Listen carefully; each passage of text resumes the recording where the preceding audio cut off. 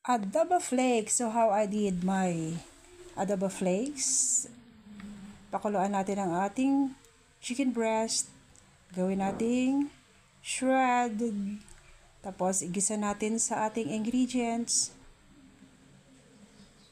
Ayan, ginisa na ang ating, nag-brown na yung ating bawang, luya at sibuyas. So lagay na natin yung ating chicken breast na hinimay. Then, gisa-gisahin lang natin. Sa itong menu na to napakasarap guys. Try nyo.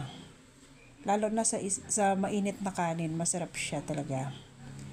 Then, ayan, ginigisa-gisa natin ang ating chicken breast.